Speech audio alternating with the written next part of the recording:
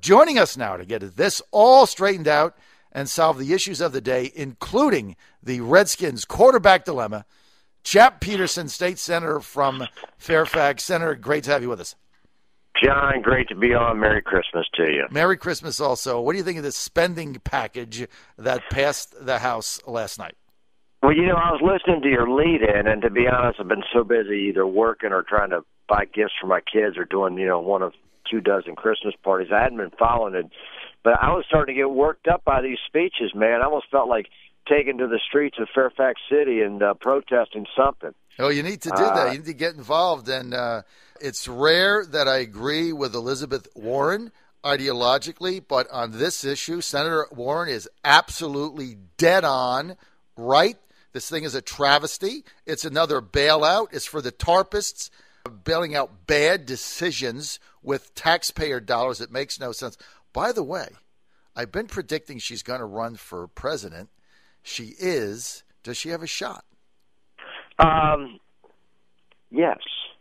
Yes, but not for the reasons you might think. I think that the Hillary factor is just so predominant in the Democratic Party that, of course, Hillary's going to be the overwhelming favorite, and I do think she will run.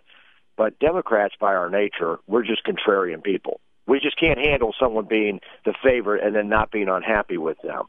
And so I think you will find people at various edges of the Democratic spectrum that will go for Elizabeth Warren or Jim Webb or whomever, just because, again, there's no sense of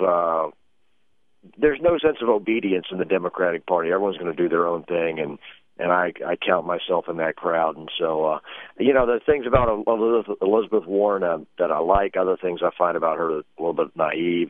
But I hope she runs. I hope a lot of people run. More the merrier. Get it out there. I think she's going to run. I think she's going to win Iowa, and I think she's going to upset the apple cart. I don't know if she'll be the nominee, but I certainly hope she runs because she brings an important debate to the table about how, you look at the spending bill last night, and you look at how Republican leadership and Democrats stripped out one of the key provisions of Dodd-Frank. I don't like Dodd-Frank, 65% of it in there, but the one provision that mattered, they stripped it out and basically handed the Wall Street banksters and the TARPists another opportunity to fleece the taxpayer when their decisions. Let's get to Adam Eben. He's got a bill. He asked the Godfather about this, decriminalizing up to 1 ounce of marijuana in Virginia. How do you see that playing out? Well, Adam's going to file that, and I expect that will probably get some support. And I don't think it's going to pass, but I think it'll get some support. I don't personally plan to vote for it. I don't have a problem with marijuana for medicinal purposes or in limited medical circumstances, but, I've just, having practiced law for 20 years and dealt with a lot of people that have gone through drug issues and seen their lives changed, every single one of them started out by smoking pot. And I know I'm probably making some people angry who are listening, but that's how I feel. So I don't plan on supporting Adam's bill, but, I'm sure it'll get a fair hearing. Okay, House leadership, House of Delegates Speaker Bill Howell, Majority Leader Kirk Cox, they've embraced your $100 gift limit ethics bill the other day. But I just had the Godfather on. He said, no deal. Who's the guy? Dick Sasson? Sasson said no. Well, that's one. But, obviously Richard and I are going to support our bill. I think I can get people on both sides of the aisle. It may be an old guard versus the new generation. But I think the fact that the Speaker is now supporting it and the House is probably going to come out with a bill, I'll do whatever I have to get that bill passed. If that means taking a floor amendment of another bill and taking another bill and putting on a floor amendment, I'll do that. So I think if people think they're going to bottle it up in committee on the Senate side, they got another thing coming. There's going to be a change. I'll tell you one of the things I was doing last night, John, and I wasn't happy to do this, but I was writing checks last night to anyone that had reported a gift to me. And just because I don't want to report any gifts on my disclosures, which are due Monday. And so I wrote a check to the Sierra Club, which had given me a nice plaque and a book, and they reported $112 value to me. I wrote them a check for $112 last night. Mm-hmm. And the point is that the old regime is over, man. And I think we need to tell lobbyists and folks, look, we can't take gifts, or at least we can't take gifts over $100. And, we can't go out to dinner other than, a cheap place. And that's just how it's going to be. And, you want tickets to a sporting event that if it's under $100, great. Otherwise, I got to write you a check. Now, and so if say they were $180, would you write a check for $180 or would you write a check for $80? Actually, I had this happen at Virginia Tech. I bought 3 tickets to the football game down there, and it was $180, and I wrote them a check for $180. Now, to be consistent with my bill, I could have written them a check for $80, but I had the checkbook in my hand, and I just wrote $180. Now, were you surprised to get Speaker Bill Howell and Majority Leader Kirk Cox to take this up with such enthusiasm? A little bit, if only because the position they're taking is the position that Richard and I have taken, Senator Stewart, and also the governor. And so it's always a little bit surprising when the folks that almost define the establishment, and Bill Howell really is the establishment in Richmond now, mm-hmm. That they get behind you. But, hey, it's great. I mean, at the end of the day, he's more important than I am. I get that. And so if it takes his support to get the deal done, then by all means, we need his support.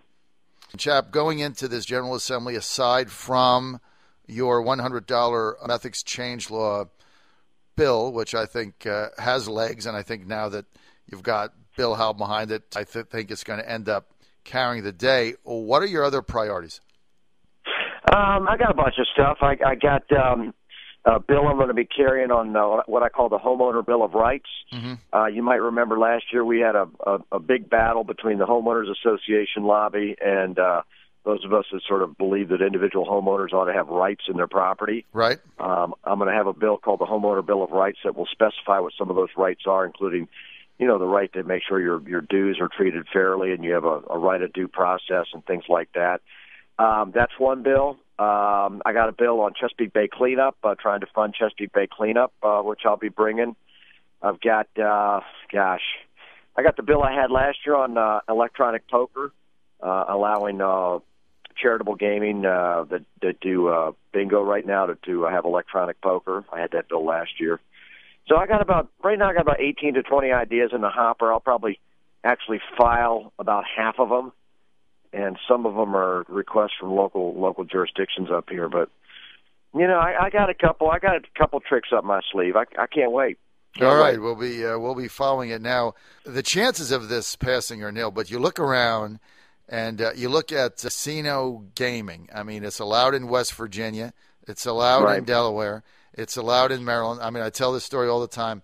I'm a fan of it. The last time I went to Charlestown in West Virginia, right over the border there with the Froy line, 90% of the vehicles in the parking lot had Virginia plates.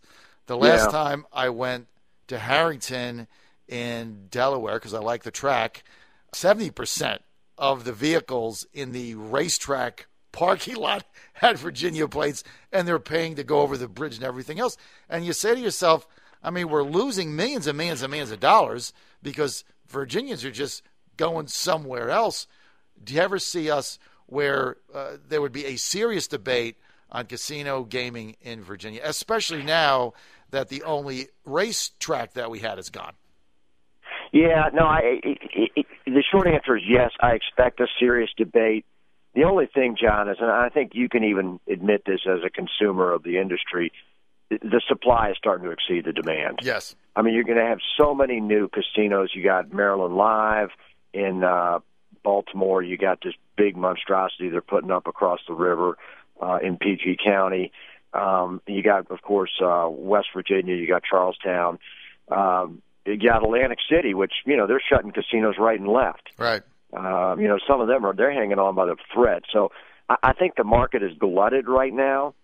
So, philosophically, I'm not crazy about casino gambling. I don't think most of the states that have tried to rely on it for revenue, I don't think those states are, frankly, in the top 10%. I mean, give me a good Fortune 500 company any day over, Taj Mahal.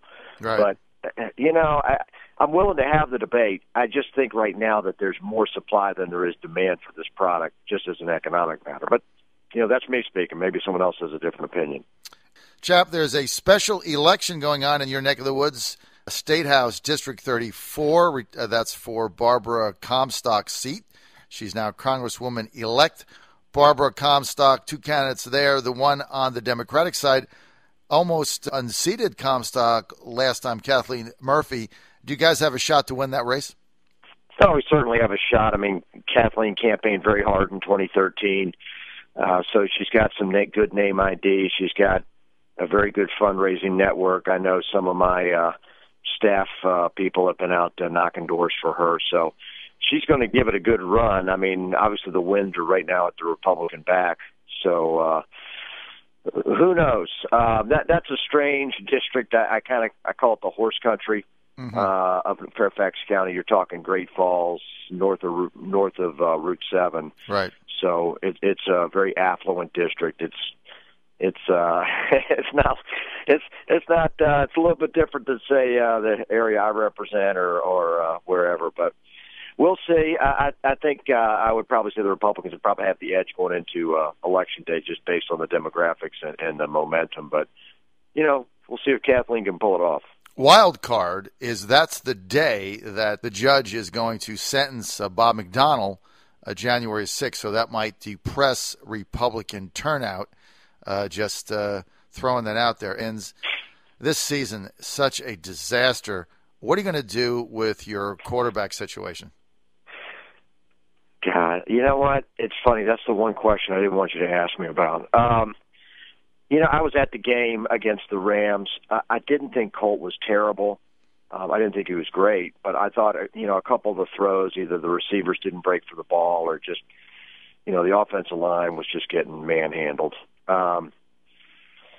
You've got three quarterbacks at this point, and they've basically all proven to be ineffective, almost in equal measure. Mm-hmm.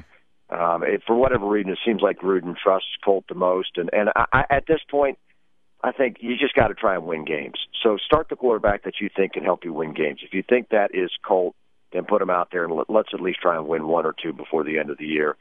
As far as Robert, if it seemed like he had really bottomed out in his last couple of starts. If you put him back out there, maybe he can make a spark. I have a hard time thinking that they're going to keep him after the season's over. I think they're either going to have to get rid of him or Gruden, and it's very hard to see. It's very hard to see the current status holding together. So, again, you put the person out there that you think can win games. If Gruden thinks it's Colt, put him out there. If he struggles, replace him. I mean, at this point, does it matter? People's feelings get hurt. Not to me, it doesn't. Sounds like we just got to try. Sounds like what just you're got to saying. Try and win game. Sounds like what you're saying, though, going into the next season, long term, you don't think RG3 is the answer. I don't think. To me, and I've seen almost every game that Robert's played. A lot of them I've seen live at the stadium. Clearly, in 2012, he was at his most effective, and he was at his most effective when they were running it out of the pistol in an offense that was very similar to what he ran at Baylor. That's just the reality of it. He has not proven that he can be a drop-back quarterback in the NFL, and he may never be a good drop-back quarterback in the NFL. And, if they want to go back to the 2012 offense and try and redo that, I don't know if he can get up to it physically, and it seems like he didn't want to do that again.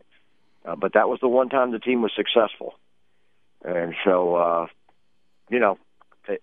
it's been, I've been a Redskins fan since 1974. So do the math, that's 42 years, 41 years. And this has in a lot of ways been the most disappointing season, just in the sense that it just seems like everything went wrong. Just everything went wrong. Last year was really tough, but last year you felt like, okay, they'll bounce back once Robert has a full year. And now he has had a full year. All right, he missed a few games, but he's been there, and it's just not happening. All right, we got to take off. We want to thank Chap Petersen for being with us. Rapid Fire with Chap. He says RG3's got to go.